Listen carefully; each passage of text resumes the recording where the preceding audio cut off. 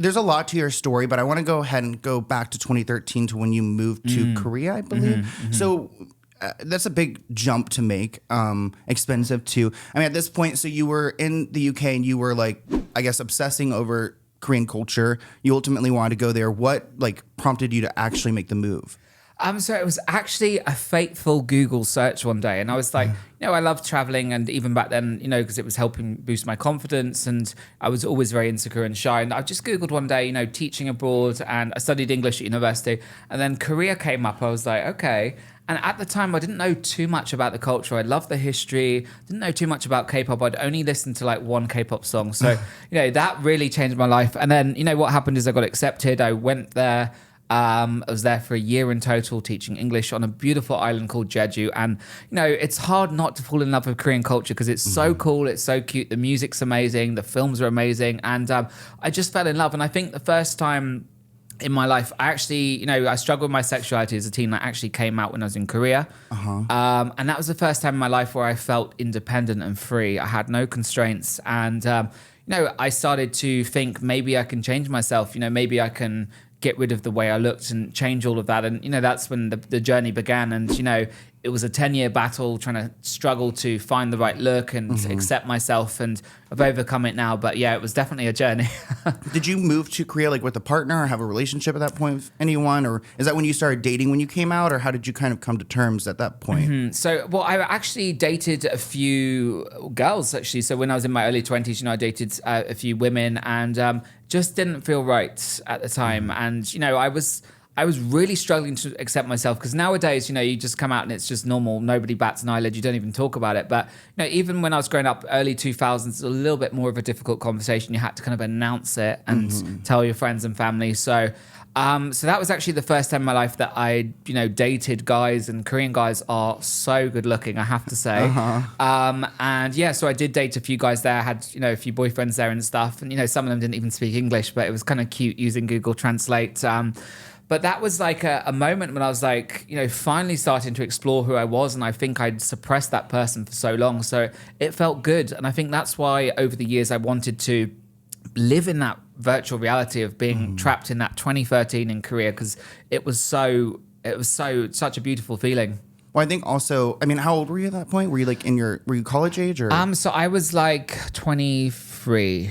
Okay, so you're pretty young too. And yes. then I think it's so important at that age to move around because like even me, I was like in the same place for most of my life. And then when I started moving around, you just see so much more. You start to learn about yourself. And obviously you moving there, you were super inspired by the culture and BTS and all of that. Can you kind of explain where it went from like, I guess for you, it's an obsession too, because you were trying to like identify yourself with it. So you just became personally so obsessed.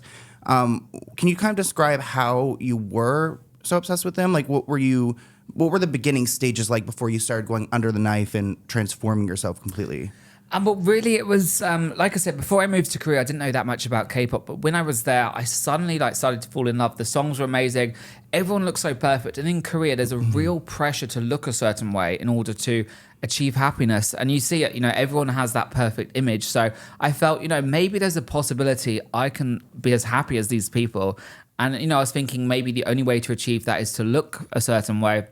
So I knew I was never going to be happy. I knew I'd never accept myself as the way I was. So then, I saw all these plastic surgery billboards literally on the metro, on the side of buses, on the side of buildings. Yeah. All the K-pop stars clearly had surgery. And I was like, oh, wow. So I started loving K-pop. I started watching the videos. I was like, why can't I look as good as that? So then I went to the doctor and, BTS did launch in 2013. So I was like, when people go to doctor, you normally show them a picture of what you want to look like, right?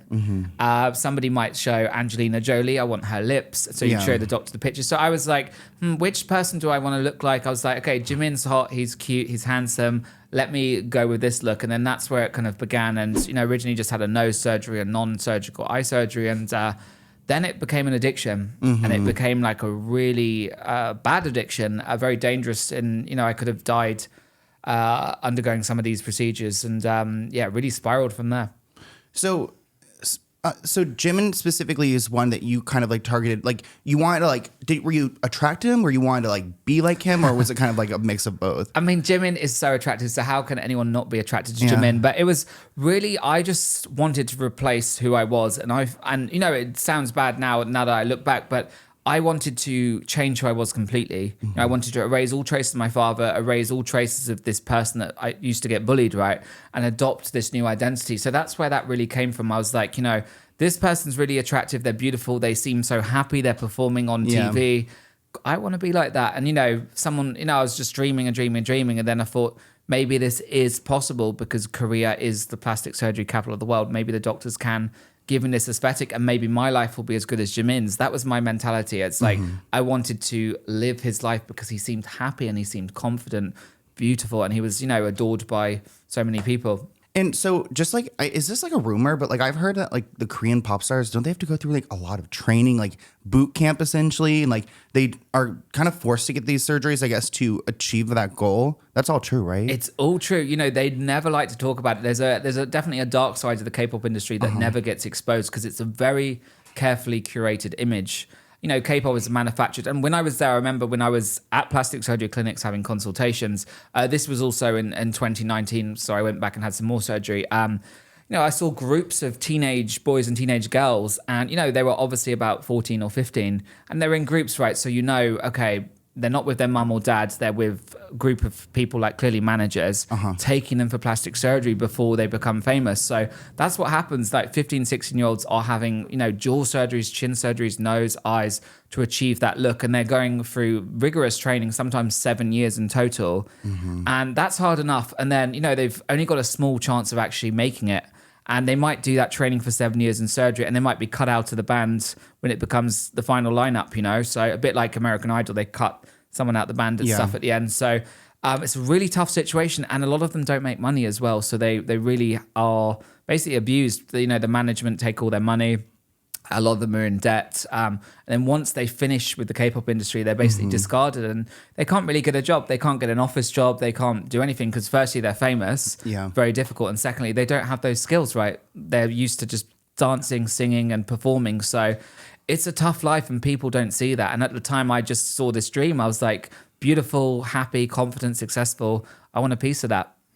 So before we get into the actual like physical changes that you went through with the surgeries, like when did you like, because from my understanding, I mean, did you ever actually believe you were like trans-Korean, like mentally?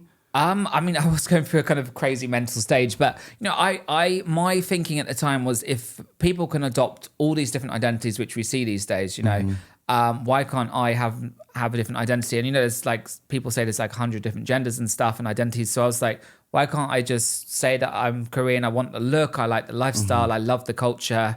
You know, the transracial thing I know is, you know, is more about people that are adopted into families or, you know, something like that. And that wasn't a term I came up with. It was just a term that was attached to me. But, you know, I wasn't doing it to be offensive to Koreans. I just generally wanted to be a part of that culture. And there are many foreigners that go to Korea. They, you know, have the surgery, they embrace the culture, and they, you know, they start speaking Korean, they start doing the hairstyle, the clothes and stuff, and they feel that way. And so I don't think I was alone in that. Obviously, I took it a bit too far, a bit too extreme, and you know, now I've seen that was not healthy. Yeah, so I would say like, so at this point where you are like mentally adopting this Korean like ethnicity, so like were you like posting on social media, like were you like an influencer at this point? So like you were posting about your life, and that's kind of like, because I guess like if you want to be like, you know, trans Korean, you can kind of like keep it to yourself and live your life. But if you're a social media person like yourself, then so you were sharing this online. And was this around like, I mean, obviously not 2013, so what, like more like 2017, 2019, like? Yeah, so when I was 16, when I was at college, I actually, you know, was on MySpace. So that was like very, very OG social media, if you remember as well. And that was fun, you know. And what it was is social media, you adopt a different identity. So you use filters, you create an image. It's very curated. And, you know, that was the first time at 16 that I was actually able to escape my real life. And, you know, people were saying, you look good, you're great and stuff. And I became quite popular on MySpace. And then, you know, it was around 2016, 2017, I started using Instagram more. And,